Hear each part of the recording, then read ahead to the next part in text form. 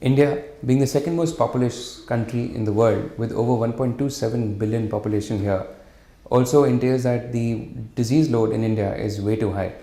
It is so high that the imaging and diagnostic industry has to be strong enough to actually be able to manage that particular load.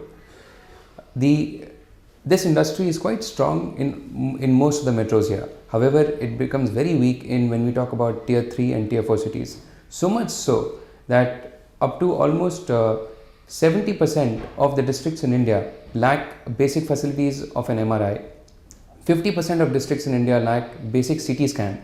A CT scan is a life-saving emergency equipment again. It is required for handling most of the emergency, diagnostics in most of the emergency. Talking about the Indian scenario in medical imaging, taking example of MRIs in India, the density of MRI in India are to the tune of 0.8 MRI machines per million population, as compared to China, which is about 2.8 MRIs per million population. As India is heading from being a developing nation to a developed nation, which we are soon likely to achieve in the next 5 to 10 years' time, the need of basic infrastructure support, especially such as MRI, needs to escalate from the existing 0.8 to as much as 15 per million, which is there in most of the developed nations. This requires a huge investment from not only the private players but also from the government equally. At House of Diagnostics, we have over 20 years of experience. We began with being a passive investor in this particular field. We gained and understood the dynamics of this particular setup, and then moved on to take up sick units from institutions and banks, and then tied up with hospitals such as Apollo and Vedanta. We believe in taking the best of the equipments, best of the technology, and provide them across to people. The three popular suppliers being Siemens, GE and Philips, though we don't have much of an experience with Philips, but with Siemens and GE we have most of our equipments. That's where we take them from. And this makes us technologically far superior in terms of where our peer diagnostic setups are. We at HOD believe in providing advanced technology at affordable prices, advanced medical diagnostic care and facility for masses. We are able to do this by keeping our costs low. This is mainly because we are able to negotiate very well with our diagnostic partners such as GE and Siemens, and also from people where we buy our consumables from, like ACFA and our maintenance contracts which we execute with our various companies. We pass this cost advantage directly to our customers, which helps us in maintaining a good affordability for our entire range of services which we are providing.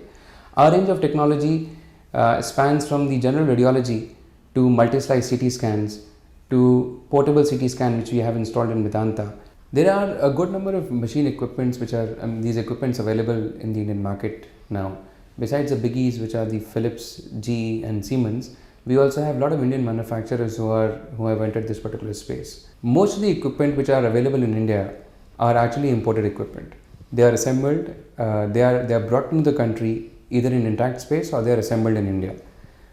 I believe that making this particular diagnostic space more affordable and more easily available for the masses, it is very important that we focus on this concept of Make in India.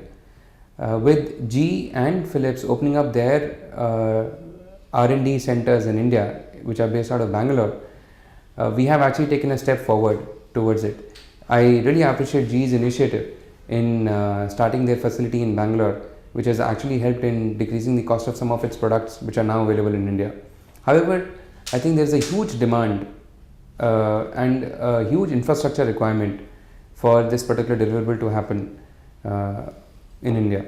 Radiology in particular is a very capital intensive space. It's a very capital intensive domain, which results in the high costs of tests directly being charged from the patients.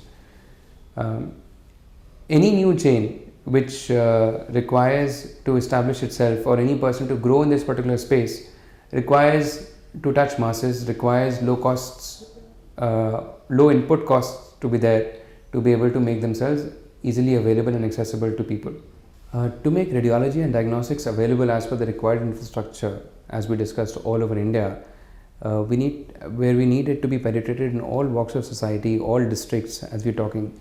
There is a huge lack of manpower here. There is a dearth in terms of the highly skilled radiologists, technicians, and the miscellaneous manpower which you require to manage such setups. We need large number of training grounds to actually be able to cultivate such skilled manpower. Radiology has an advantage that the various tests which are there can be done by highly skilled manpower, the technicians which are there, and the radiologists may not be required at all times at all these facilities. They can be reported through the IT infrastructure, which is the teleradiology. We would love to have an infrastructure in place by the government in which we can support all the peripheral districts and the hospitals and the various PHCs to connect them through an IT infrastructure in which they can all be provided with such high-end gadgetry, and they can be reported by centralized radiological services, which should be made available, which is also the need for the hour. There is again a dearth of good medical institutions imparting such courses. There are a lot of limitations in terms of the number of seats which are available in these medical institutions. In fact, we require to be able to achieve the health for all criteria, which is the vision for 2025. We would love, we really need a lot of institutions to come up and a lot of people to actually devote themselves into for such training grounds. A basic diagnostic facility can be established by putting an X-ray along with blood tests. Fine. Typically, this should not cost more than 10 lakh rupees or 15 lakh rupees of investment to start. They can always add on additional diagnostic tools such as ultrasound, depending on the availability of the doctor, or further up, like putting in CT scans and MRI, depending upon the flow of patients which they are getting. In case the demand is there, they can actually get on to the next level of investigation, which includes a PET CT scan also. What is very critical out here is that they have to, whoever starts or establishes a diagnostic center has to understand that they are playing with a human life. So they have to keep in mind all the regulatory requirements which are required to establish one diagnostic setup, which they have to be well certified in terms of from AERB.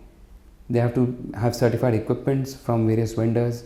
They should not cut nooks and corners in picking up in terms of saving costs in these equipments by picking them up from by decreasing the costings and picking up second-hand equipment from various vendors. Quality of equipment is really critical in establishing a good diagnostic setup. Otherwise, it will not be of too much of benefit to the patient.